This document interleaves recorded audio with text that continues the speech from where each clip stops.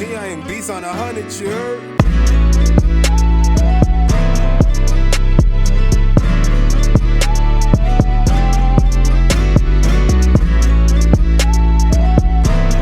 You are tuning in to T Consciousness. Please like, comment, and subscribe and hit the notification bell. Thank you. What's going on social media? It's T Consciousness and I'm back at you with another video on the era of men today.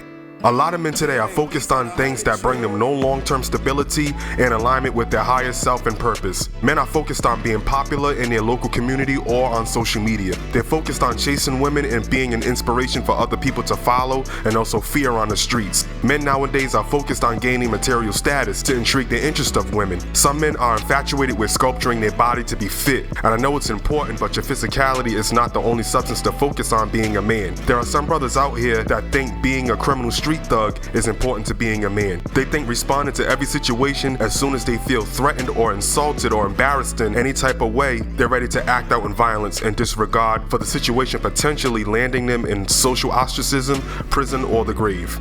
They even put a lot of time into chasing women and doing anything to please them to reap the pleasure of their body, regardless if it's unfair to them and only beneficial to those women. As long as they reap sex, they'll be okay and just tolerate the mistreatment in the process of maintaining a position in her life.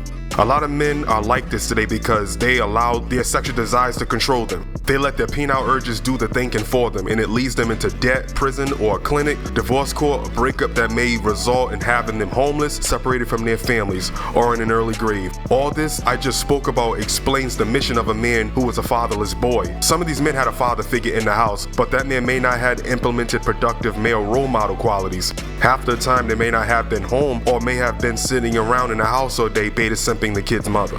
When a boy lacks structure and discipline, he'll be unstable in critical areas that bring stability to his life, like setting boundaries and having value of himself and having value and everything in the compounds of being a man. He also has financial values and how to manage money and not just spend it all on material things, drugs, alcohol, substances, and women. A lot of men are financially struggling because of their lack of value and respect for money, and they lack the value of importance of priorities that revolve around money to take care of their life expenses. Another reason for this, they wasn't raised to exquisitely implement survival skills. They were civilized to only be codependents. A lot of men where I come from live with women and roommates because they don't work hard enough or have a sense of value on how to manage money.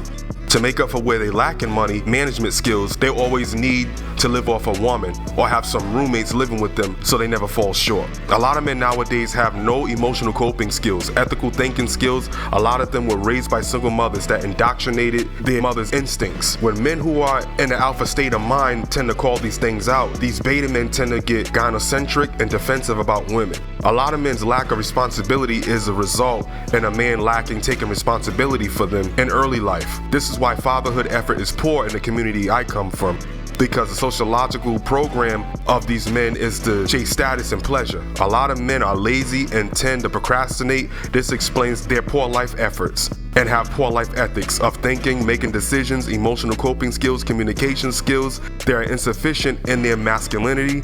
They have a very short temper, attention span, intellectual span that also explains their lack at being leaders and protectors and providers, or any foundation a family could be built on.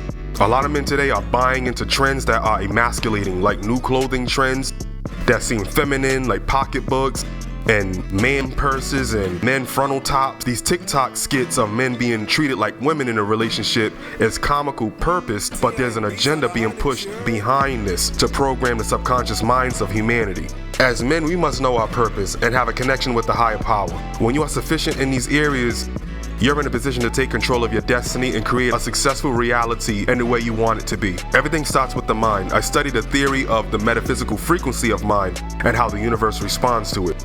Once you align yourself with your purpose, you'll be disciplined, you will have value for your life and everything critical to the components of it that keeps you safe and stable. Your tastes and desires for places, people, and things to interact with will change. Even your edible diet will change, and also your selectivity of media to be entertained by will change. I'm all about mind, body, and spirit growth. I have a lot of fun. I'm not serious 24/7 and high conscious, super spiritual all the time. I believe in balance, and I believe God put men here first than woman. Until men gets his self in order, woman will follow. Nowadays, we see and hear enough about women being unruly, Jezebels, promiscuous and stuff, and unaccountable about it. And when bad cause and effect take its course with them, they're unaccountable and always the victim. And the foundation of that has a lot to do with the lack of conscious awareness of man to his purpose. It also shares compounds with an economic epidemic that's been set up by the government system to subjugate black people and keep black people at the bottom, miseducated and financially deprived and separated. Back in the 70s,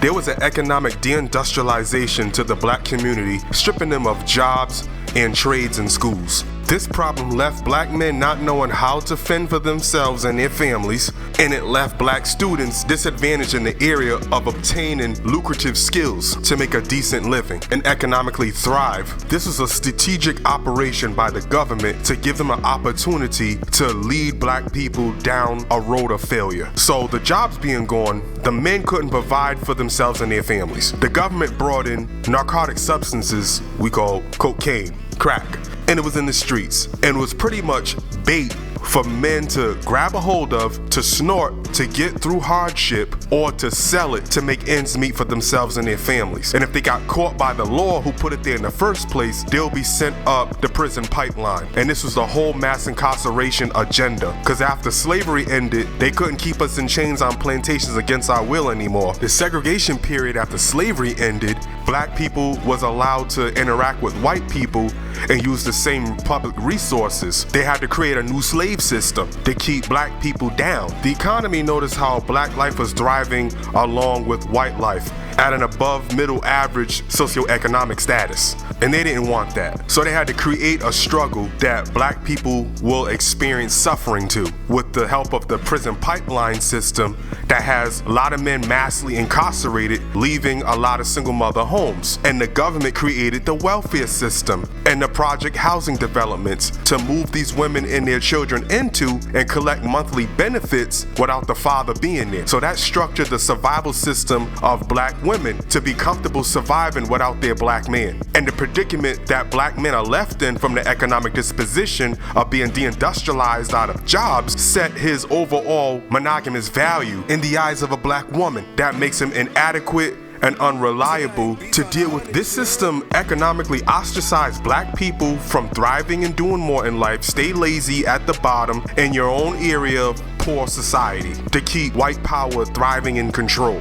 The lifestyle that come out of the crack epidemic that keeps men financially satisfied doesn't keep them cultivated into living up to responsibility of family, because our people became codependent on a system that would take care of them regardless if a man wanted to or not. And then hip-hop come into play, and hip-hop is the art of the struggle that material things were praised about. And then women pretty much became monetary sex prizes for women to prostitute their bodies to get ahead in life, or set unrealistic high expectations on a man to live up to reap the pleasure of her body, regardless of the quality of her mindset and her character. I just briefly want to speak on the political effect of our black economy and why it moves the way it does. I'm not trying to make excuses, but I had to explain its predicament. But we can change all this if we stop thinking victim to the disposition, and let's unify ourselves and get on our purpose as men, and women will follow. I said all that to say, everything wrong with women and men today is based on not having a productive father,